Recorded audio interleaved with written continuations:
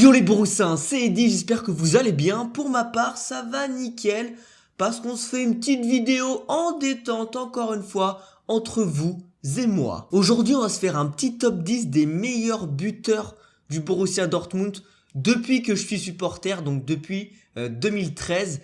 C'est mon classement, je vais pas mettre les meilleurs buteurs par rapport au nombre de buts qu'ils ont marqués avec le BVB, mais vraiment par rapport à leurs caractéristiques, tu vois. Si ce format vous plaît, bah pourquoi pas le faire pour les défenseurs, pour les gardiens et même pour les entraîneurs. En vrai, je me suis dit, depuis que je suis fan du BVB depuis 2013, on en a vu des attaquants venir, on en a vu et des stars aussi. Donc je me suis dit, on va les classer. On commence sans plus attendre en 10e position, j'ai décidé de mettre Ciro Immobile. Bon, je pense que je vais créer quelques débats en commentaire, mais c'est mon classement à moi. N'hésitez pas à faire le vôtre en commentaire. Ce que j'ai fait dans cette petite présentation, c'est pour chaque joueur, j'ai mis le nombre de buts qu'il a marqué, toutes compétitions confondues pour Dortmund, et le nombre de matchs aussi. Et à côté, ses caractéristiques, ses points forts, ses faiblesses. Donc je vais argumenter pourquoi j'ai mis Ciro Immobile en 10e place. Déjà tout simplement parce que c'est quand même un grand attaquant européen, mais malheureusement que 10e par rapport à son statut qu'il a à la Lazio. Enfin, c'est quand même un grand attaquant italien. Mais chez nous, on l'a eu qu'une saison, je crois. Il a joué 34 petits bouts de match. C'est vraiment pas beaucoup, tu vois. Les points forts, j'ai mis des bons déplacements. C'est vrai que Ciro Immobile se déplaçait bien entre les lignes. Ça, j'aimais bien. Mais malheureusement, en rouge, pas confiance en lui, et ça c'est vrai, quand il est arrivé au club, je pense qu'il parlait pas un mot allemand, il était encore jeune, c'est un pur italien, et donc quand t'as pas confiance en tant que buteur, ça se ressent sur le terrain, donc il était vraiment pas à un bon niveau par rapport à ce qu'il a fait à la Lazio, tu vois. Et ensuite j'ai mis qu'il était pas adapté au système de Klopp. Ça c'est mon avis personnel. Le système de Klopp, c'était beaucoup de contre-attaques très rapides vers l'avant et Immobile, il était assez limité, je trouve, à l'époque en tout cas. On continue en 9e place. J'ai mis Adrian Ramos. Et oui, pourquoi pas, le Colombien. Moi, j'ai pas détesté non plus en vrai. 79 matchs pour 19 buts, c'est pas une belle stat, mais c'était un attaquant qui était pour moi assez complet. Il était puissant, il avait un bon jeu de tête, je trouve qu'il se déplaçait bien aussi, il était assez sérieux dans ce qu'il voulait faire. Mais malheureusement, c'était aussi un buteur qui était assez lent. Donc pour le système de Klopp, je crois qu'on l'a. Je sais plus si on l'avait. Non, on l'avait pas sous Klopp. Il me semble qu'on l'avait sous Thomas Tuchel, je crois, il me semble. Mais voilà, le système de Dortmund à l'époque, c'était beaucoup de jeux vers l'avant et il était pas assez rapide. Donc c'était un bon joueur. C'était une bonne doublure, hein, toi, une bonne doublure de Aubameyang. J'ai mis en rouge parce que qui dit doublure dit entre guillemets manque de confiance, pas assez de temps de jeu. Donc tu peux pas montrer l'entièreté de tes capacités sur le terrain, tu vois. Mais après, c'était pas un mauvais joueur non plus. On l'a pas gardé longtemps parce qu'il était pas aux attentes du PFORB. Mais moi, j'aimais bien sa petite bouille, tu vois. C'était un bon gars dans la vraie vie aussi. Et mine de rien, c'était un gars qui jouait bien en pivot aussi. Moi, j'aimais bien. On passe au numéro 8. J'ai mis mon petit chouchou, Michy Batshuayi. Lui, c'était aussi un attaquant hyper complet pour moi. Malheureusement, on l'a eu que 6 mois. Voilà, j'ai mis en rouge près de 6 mois. Chelsea l'a récupéré, il me semble que c'était Chelsea, parce que là c'était Aubameyang qui était parti à Arsenal, il nous fallait une doublure vraiment le plus vite possible, on n'avait rien du tout. Il a joué 14 matchs seulement avec Dortmund, 9 buts. Hein. T'imagines, j'aurais bien aimé voir ce que ça donnait sur le long terme, ce que ça aurait donné, pardon, sur le long terme. J'ai mis que c'était un joueur qui était puissant, explosif, il faisait des bons déplacements, désolé j'ai oublié un C à déplacement, j'aurais dû me relire avant de faire ce petit PowerPoint, on voit que le mec c'est pas un professionnel. Hein. Ensuite, j'ai mis que c'était un guerrier, qui était technique. Enfin voilà, c'est un attaquant qui est quand même très complet. Et malheureusement, près de 6 mois. Mais voilà, c'était un très bon attaquant pour moi. Malheureusement, on n'a pas pu voir toutes ses capacités en si peu de temps. Mais il était hyper adapté au système qu'on avait à l'époque. Très technique, très vif. Il était assez rapide pour son poids. C'était quand même une belle bête. Hein. Mais voilà, pour moi, je le mets 8 parce qu'il a quand même assez prouvé à Dortmund, même s'il n'a pas beaucoup joué. Hein. Ensuite, en 7e position, Sébastien Haller. Alors Sébastien Haller, il n'a pas des stats folles avec nous, 41 matchs, 12 buts, mais c'était un excellent joueur dos au but. Et ça, j'appréciais beaucoup. On était déjà en transition, on n'était plus avec ce système de jeu contre-attaque rapide vers l'avant avec nos ailiers. Non, là c'est le système catastrophique, possession de balle, joueur en pivot, c'est très lent. C'était très adapté à Sébastien Haller. Il avait un très bon jeu aérien. Qui dit excellent dos au but, c'était un très bon joueur pivot. Il était très costaud sur ses pattes. et une belle protection de balle, et ça c'est ce qu'on recherche aussi chez un attaquant.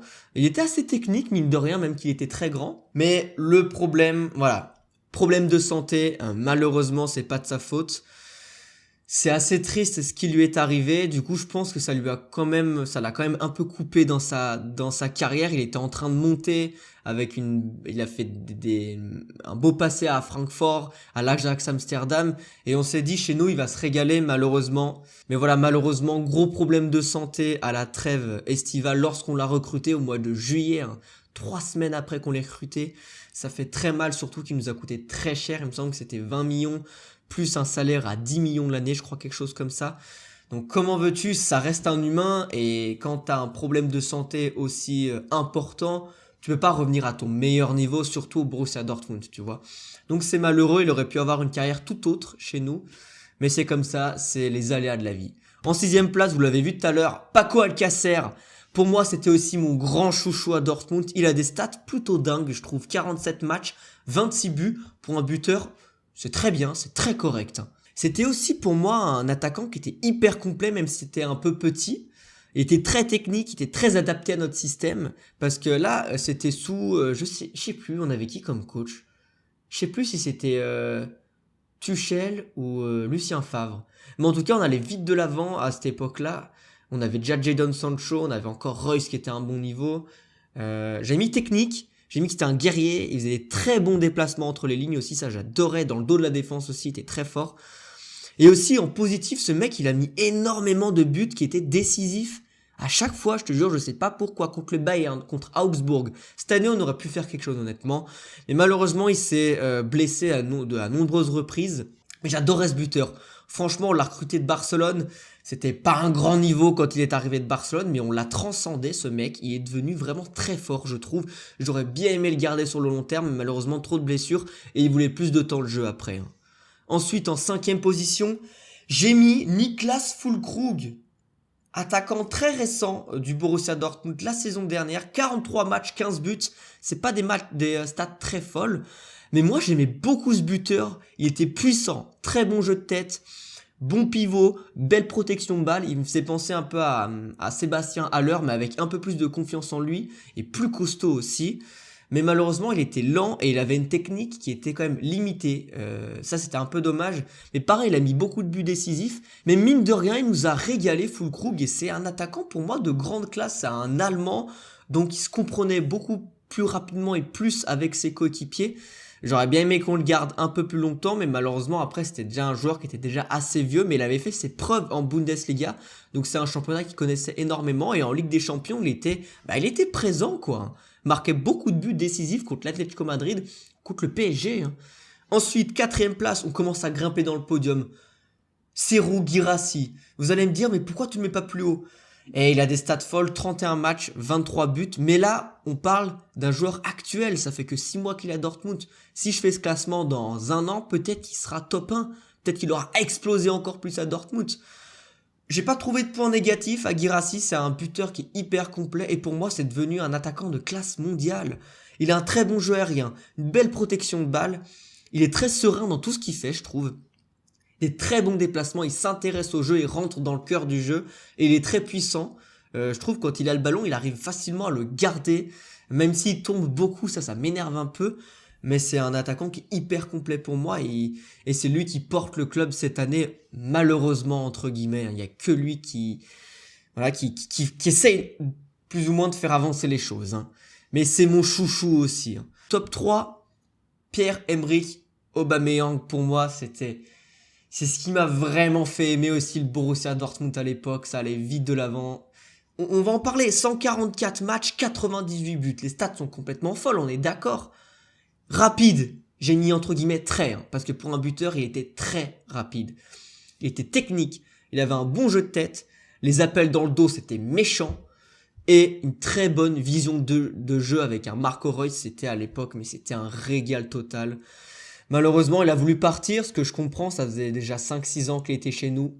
Je pense qu'à Arsenal, on lui a proposé un salaire beaucoup plus élevé. Mais c'était pour moi, à cette époque, c'était un attaquant chez nous de classe mondiale aussi. Et waouh, comment j'étais serein à chaque match avec un Aubameyang titulaire en pointe, c'était incroyable. On passe au top 2, notre cyborg, Erling Braut Haaland, 89 matchs, 86 buts. Non mais, c'est quoi ces stats? On dirait que c'est des stats de FIFA, sérieux. Rapide, puissant, physique. Les efforts défensifs, j'adorais ça. Il se replaçait énormément. Il s'intéressait également au jeu. Il participait aux phases défensives. Une très bonne régularité, c'est ce qui manque aussi chez des grands buteurs. C'est à chaque match être décisif. Et il était insouciant. C'était un gamin quand il est venu chez nous. Il avait peur de rien. Et ça, on aime en tant que jeune buteur. Il avait de l'assurance en lui et ça c'était un régal. Franchement, ce joueur, malheureusement, c'est clair qu'on n'aurait pas pu le garder parce que c'est devenu un attaquant de classe internationale et vraiment, c'était peut-être devenu le top 3 des meilleurs buteurs du monde alors qu'il était à Dortmund. On est un grand club, mais on peut pas, malheureusement, on n'arrive pas à garder des joueurs comme ça quand t'as le Real, City, Liverpool qui viennent te chercher pour un salaire 3 fois supérieur, tu vois. Mais je suis content de ce qu'il a fait chez nous. Je sais qu'il garde le club dans son cœur. Donc ça, c'est un régal aussi. Et on en garde que des bons souvenirs, même si j'aurais aimé le garder sur le long terme, mais c'est du quasi impossible. Et en top 1, vous le connaissez tous. J'ai envie de dire malheureusement aussi, parce qu'il a marqué énormément de buts contre nous, c'est Robert Lewandowski. Regardez ses stats complètement zinzin chez nous. 87 matchs, 103 buts. C'est encore mieux qu'Haaland. Ça, c'est à mentionner. Hein. Puissant, technique, très bonne protection de balle. Et en tant que buteur très puissant, c'est compliqué d'être assez technique parce que t'es lourd. Mais lui, il avait tout. Il avait tout complet, tête, plus les 2 pieds. Et une très très bonne vision de jeu. À l'époque, franchement, c'était un régal de voir Lewandowski jouer. Et cette époque, elle me manque quand même. Après, voilà, il est parti au Bayern. À l'époque, il y a beaucoup de joueurs Dortmund qui allaient au Bayern. Maintenant, c'est un peu fini. On a mis le stop là-dessus. Mais bon, c'est pareil qu'Haaland. On n'aurait pas forcément pu le garder bien plus longtemps parce que c'est devenu un joueur... et ça l'est encore. T'imagines, ça fait 15 ans qu'il est au top international. Mais d'avoir un joueur comme ça dans ses rangs, franchement, c'était incroyable. J'espère que ce petit top 10 vous aura plu. Dites-moi en commentaire ce que vous en avez pensé. Et faites-moi aussi votre top 10 des meilleurs buteurs du Borussia Dortmund depuis que vous suivez le club. Moi, je vais pas faire les buteurs que j'ai jamais vu jouer, tu vois. Donc voilà, c'était encore une fois une petite vidéo tranquillou comme ça à partager avec d'autres fans du BFOB. C'était Eddy, on se retrouve pour une prochaine vidéo. Allez, ciao!